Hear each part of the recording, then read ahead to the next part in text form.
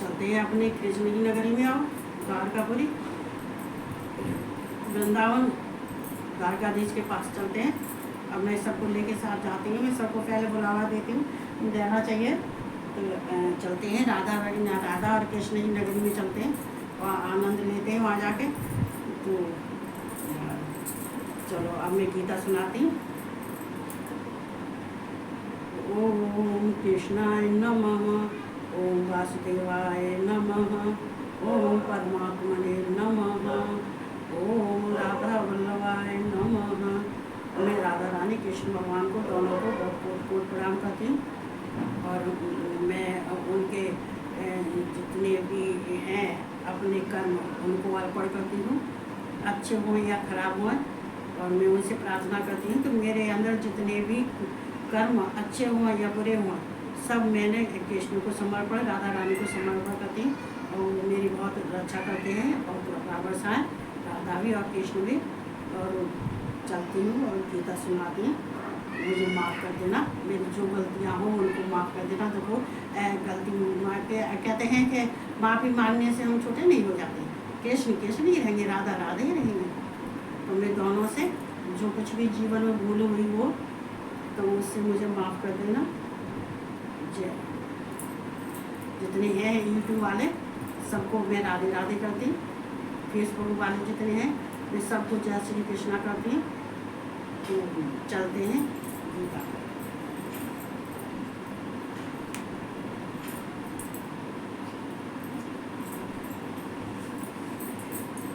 तो ये कल हमने बोला था,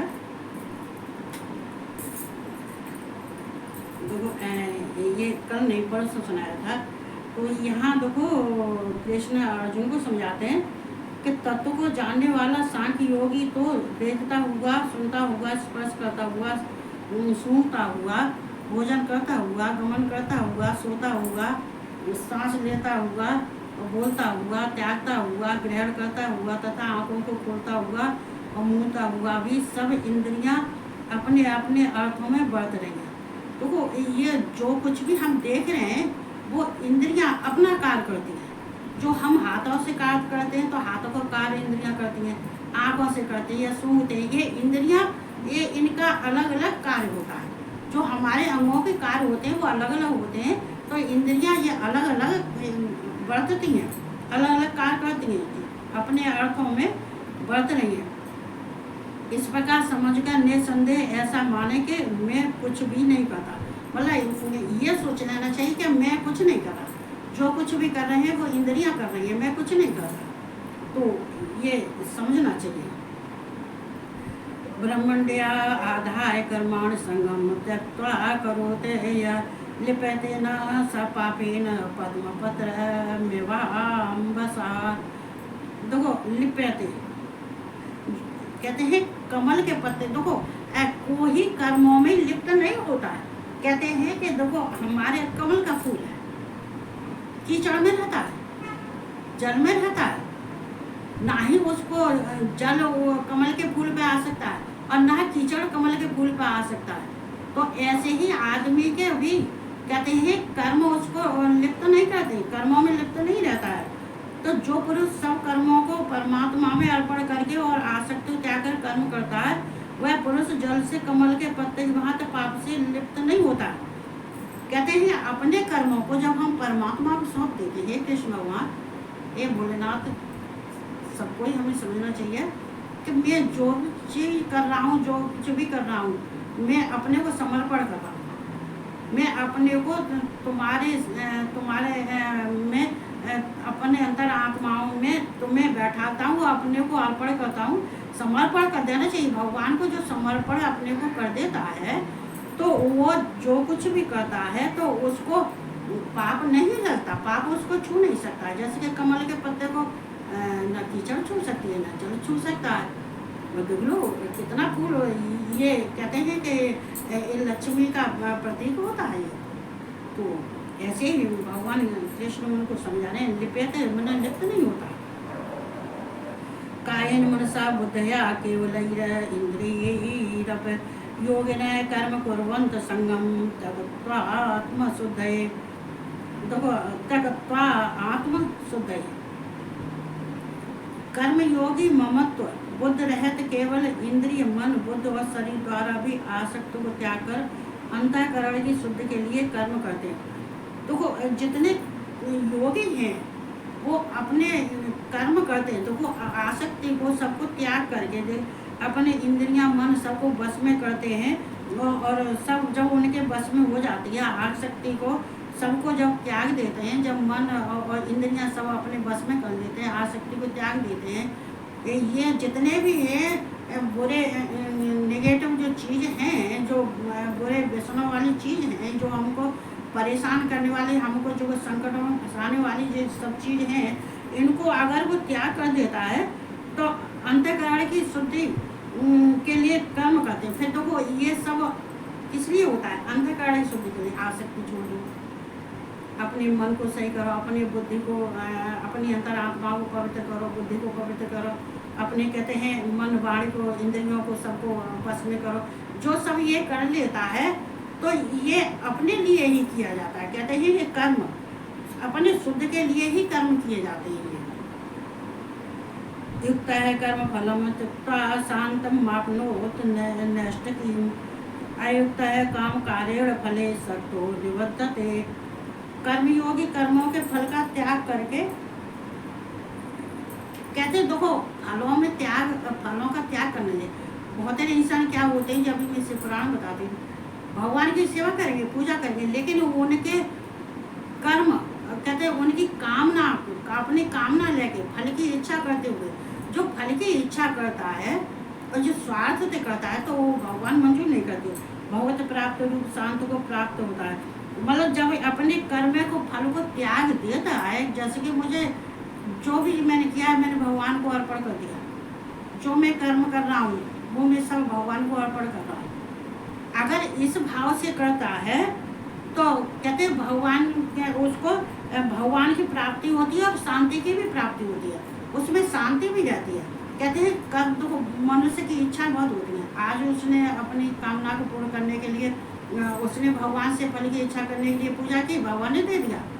अब दूसरी इच्छा उसके सामने फिर प्रकट हो गई, फिर ये उनकी इच्छा हो गई कि अब मुझे ये चाहिए। अब भगवान कहता है, अगर भगवान से भी कहते हैं अगर मैंने नहीं दे पाया तो ये मेरी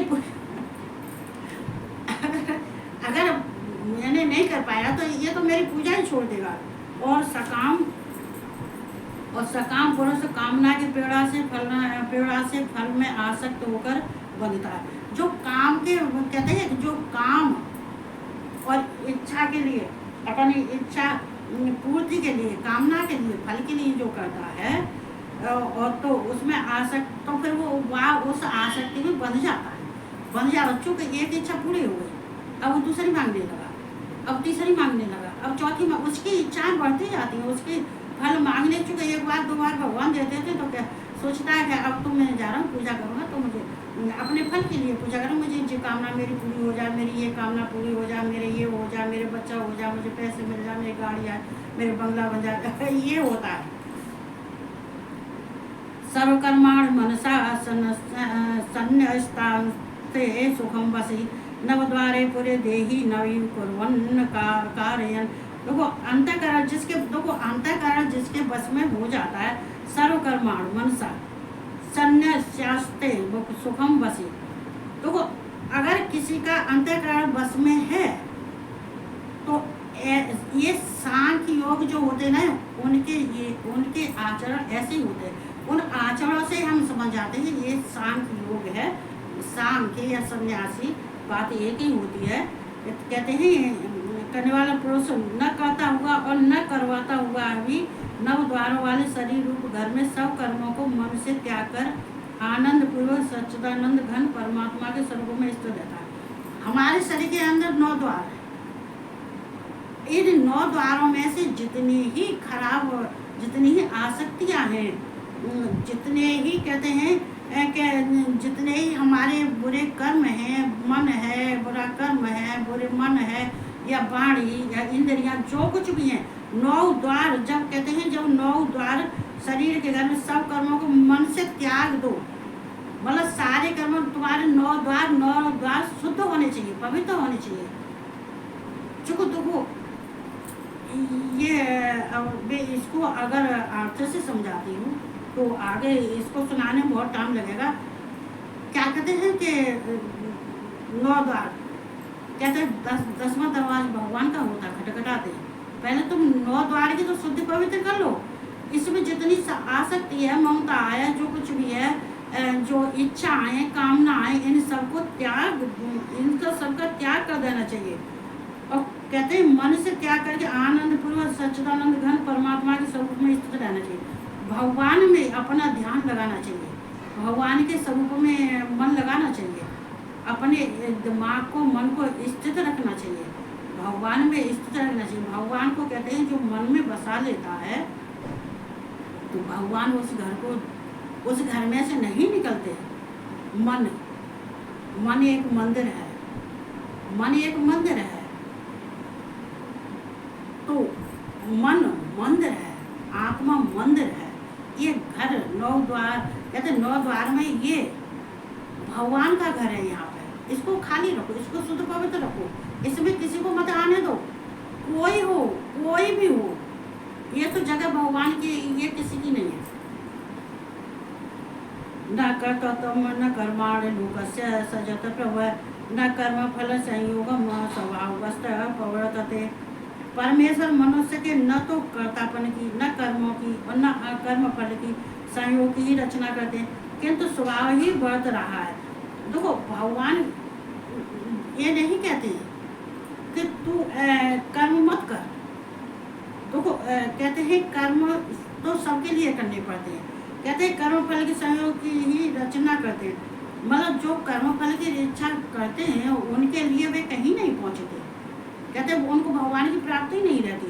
लेकिन जो ऐसी इच्छा नहीं रखता है, केवल अपने स्वभाव में भगवान के ध्यान करके अपने स्वभाव को अच्छा रखता है, तो स्वभाव को ही बढ़ता है। नादन्ते कस्यचित् पापं न चैव सकृतं व्यवः अज्ञानेनावृतं ज्ञानं तेन मोहं वत् न जन्तवः मोहं। तो देखो ये सर्वव्यापी परमेश्वर भी न किसी के पाप कर्मों को और न किसी के शुभ कर्मों को ही ग्रहण करता है। तो भगवान किसी के कर्मों को ग्रहण नहीं करते, इसलिए तो भगवान है। न किसी के पाप को ग्रहण करते, पाप कर्मों को ग्रहण करते हैं, और न ही किसी के शुभ कर्मों को ग्रहण करते, मतलब वो किसी चीज़ को ग्रहण नहीं करते, तभी तो भगवान है। ये मनुष्य में होता है, ये क्या होता है, ये सब मनुष्य में होता है, भगवान में नहीं होता। भगवान को ऐसी चीज़ कोई छू नहीं सकती है, न कर्म न कर्म न विकर्म, ये कुछ नहीं उनके लिए। किंतु अज्ञान के द्वारा ज्ञान ढका हुआ है, उसी से सब अज्ञानी मनुष्य मोहित हो रहे हैं। मतलब जिसके अंदर जब ज्ञान कहाँ से आएगा? कहते हैं इतना अज्ञान भरा पड़ा है, तो वो अज्ञान ने ही ज्ञान को ढक रखा है। चूँकि उसके अंदर प्रकाश की तो कोई चीज़ हो ही नहीं है, चूँकि उसके अंदर इतना ज्ञान है, तो ज्ञान दिखाई नहीं देता है, ज्ञान उसको बढ़ने ही नहीं देता। चूँकि अज्ञान इतना बड़ा है, अज्ञान से ज्ञान ढका हुआ है, और उसी में मोहित रह रहा है, वही काम करता है, उसी में मोहित रह के जो कर रहा है, अज्ञान वश जो भी कर रहा है, ये चीज़ कर रहा है, वो चीज़ कर रहा है, पर आनंद के लिए जो कुछ भी कर रहा है, कहता है मैं जो कुछ कर रहा हूँ वो अच्छा कर रहा हूँ। चूँकि अज्ञान और मोहित, कहते हैं कि मोहित है, वो अपने अज्ञान में मोहित है, तो ज्ञान कहाँ से आएगा? इसलिए कहते हैं कि अपने अंदर सूर्य जैसी किरणें, जैसे सूर्य की किरणें प्रकाश फैलाती हैं, ऐसे हम अपने भगवान को अंतर आत्माओं में बैठा लेते हैं, तो हम भी प्रकाशित होते हैं, हम भी संसार में प्रकाश फैलाते हैं। हमारा कोई अपयश करने वाला नहीं है, हमें कोई दुख देने वाला नहीं है, और ना ही हमारे अंदर कोई अज्ञान भरने वाला है। क्योंकि ज्ञान अपने इतनी ही उत्कृष्ट ऊंची सीढ़ियों पर चढ़ के आए कि इसको कोई मिटाने वाला ही नहीं है। क्यों? तो भगवान अंदर बैठा, वो फेंकता है, कहते हैं गंदे पानी को फेंकता है, स्वच्छ पानी को रखता है। तो ऐसे ही होता है। ज्ञान ने तो तद ज्ञान ये साम नाशत आत्मन है। देखो नाशत म आत्मन है।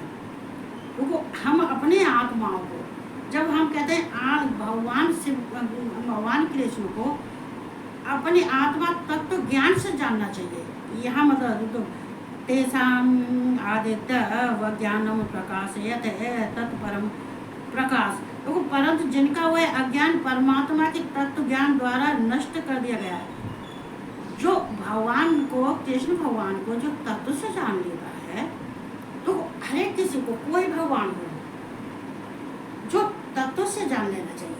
ये मैं पुराण में भी कहती हूँ, भगवान कृष्ण जो मुझे तत्व से जान लेता है, जन्मना और मरना मुझे नहीं समझता है कि जन्मन और मरण, तो ये मुझे इंसान यही समझते हैं, ये तो बार बार इनका तो जन्म लेते हैं मर जाते हैं, जन्म लेते हैं मर जाते हैं, यही सोचते हैं।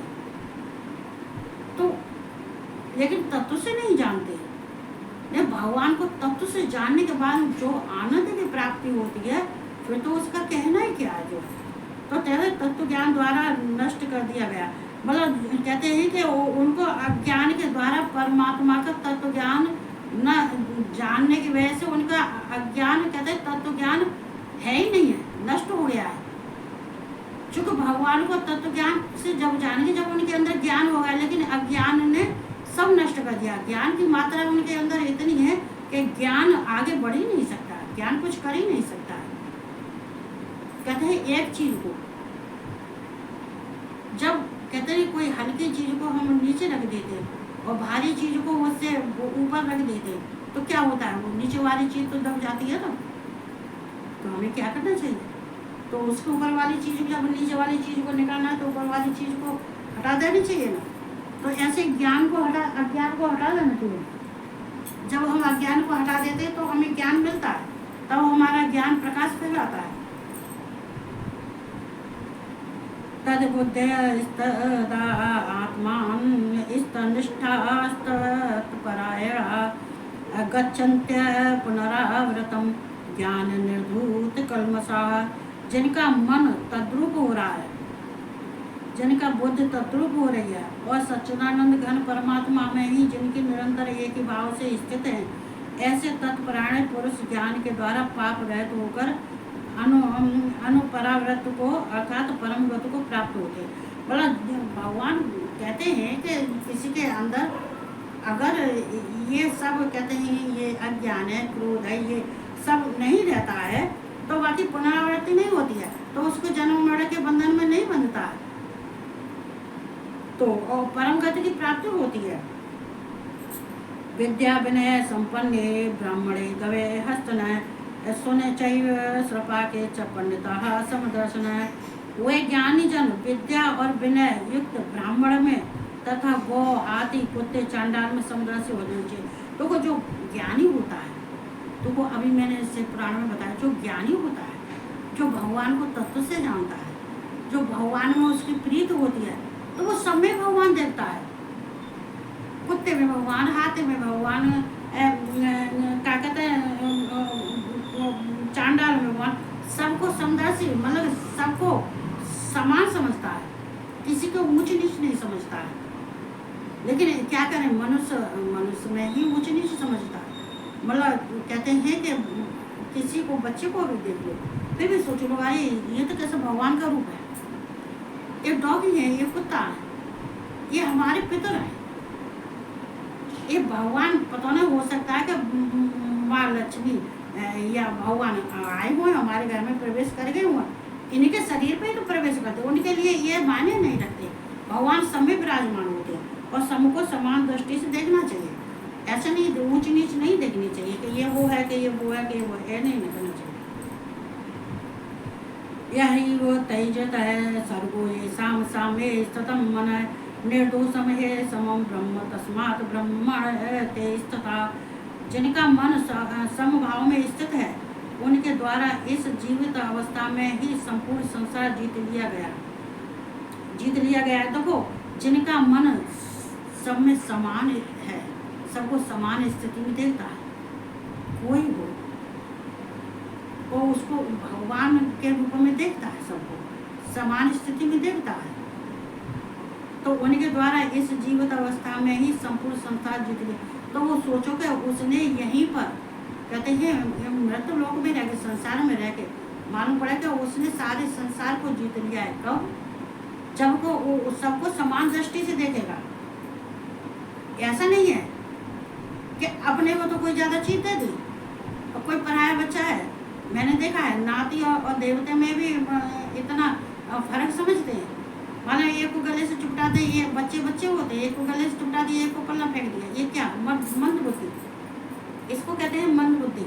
सबको समान दृष्टि रखना चाहिए, सब में समानता रखनी चाहिए और सब में भगवान देखने चाहिए, सबको भगवान की नजरों से देखना चाहिए। क्योंकि सच्चिदानंद घन परमात्मा निर्दोष और मन सम है, इससे वे सच्चिदानंद घन परमात्मा में ही स्थित है। तो वो भगवान कभी नहीं देखते हैं कि ये नीचा के जो ऊंचा है, ये नीची जात का है, ये ऊंची जात का है। भगवान कभी नहीं देखते हैं और कहते हैं कि परमात्मा निर्दोष और सम है। परमात्मा में कोई दोष नहीं है, क्योंकि वो ना ही उनके अंदर इसलिए दोष नहीं है, वो सबको समान देखते हैं, समान दृष्टि से देखते हैं। वो केवल कर्मों का हिसाब किताब लेते हैं, बस कर्मों का हिसाब किताब देखते हैं, बाकी तो वो सबको समान दृष्टि देते हैं। उनमें कोई भगवान में जैसे कोई दोष नहीं होता है, ऐसे अर्जुन तुझ में भी दोष नहीं होना चाहिए और जितने ही संसार के प्राणी हैं उन सब में भी ये दोष नहीं होना चाहिए। माना अगर ये दोष नहीं है तो सोचो उसने संसार को जीत लिया। क्योंकि सच्चिदानंद घन परमात्मा निर्दोष और सम है, वो सबको समान दृष्टि से देखते हैं। भगवान में कोई दोष नहीं है, निर्दोष है, इससे वे सच्चिदानंद घन परमात्मा में ही स्थित रहते हैं। इसलिए ऐसे ही मनुष्य भगवान में स्थित रहते हैं, माने भगवान के ध्यान में स्थित रहते हैं, भगवान में मस्त रहते हैं। और ऐसे सब प्राणियों को हम सबको यही करना चाहिए। तो मैं बस आज इतना ही पढ़ूंगी। जो है 11वां, जो बच्चे उतारने में परेशान होती है, तो देखो हमें ये सब भगवान कृष्ण, मतलब ये बात नहीं है कि भगवान किसी का बुरा चाहते हैं, किसी का बुरा करते हैं ना, ऐसा कुछ नहीं है। भगवान कृष्ण सबको समान समझते हैं, वो कभी किसी को ऊंच नीच नहीं समझते हैं, ना ही किसी में ये सोचते हैं कि इसके गुण अच्छे किसी खराब, क्योंकि वो बहुत संकेत देते हैं, फिर भी बहुत मदद करते हैं। भगवान इतने क्षमा करते हैं, कहते हैं कि भगवान क्षमा करते, क्षमा भगवान कृष्ण कहते हैं। देखो उसे द्रौपदी से भगवान ने कहा, द्रौपदी इनको क्षमा करो, क्षमा करो। भगवान किसी में दोष नहीं देखते हैं, ना उनमें दोष है, लेकिन सबको लेकिन इस संसार में सबको सोचना चाहिए कि अगर किसी से कोई गलती हो जाती है तो जैसे भगवान सबको समान समझते हैं, माफ़ कर देते हैं, ऐसे हमें भी माफ़ करना चाहिए। तो एकता बनी रहती है, अनेकता नहीं होती है। कहते हैं एक भाव एक स्थिति, जब एक स्थिति में रहते हैं, एक भाव में रहते हैं और समानता से रहते हैं, हर एक चीज़ में समानता होनी चाहिए। उनको कहते हैं दुख आ जाए सुख आ जाए, चाहे सर्दी है गर्मी है दुख है सुख है, जो कुछ भी उसमें भी समान रहना चाहिए। ये नहीं है कि किसी चीज़ को देख के हम व्याकुल हो गए, बेचैन हो गए। तो ये ज्ञान को मिला, भगवान कृष्ण जो ज्ञान देते हैं तो ये हम सबके लिए लागू है। जो वो अर्जुन को समझा रहे हैं वो हमको भी लागू है, सबको लागू है। ये ज्ञान जो गीता में ज्ञान भगवान कृष्ण ने दिया है, वो इतना श्रेष्ठ ज्ञान, इतना पवित्र ज्ञान है कि अगर किसी का वंश खत्म हो गया हो, आगे नहीं चल रहा हो, और अगर वो गीता को एक बार सुन लेता है, अगर उनका ज्ञान प्राप्त कर लेता है, तो आदमी इंसान फिर से उसके घर में कहते नहीं है कि चमन दिखाई देने लगेगा।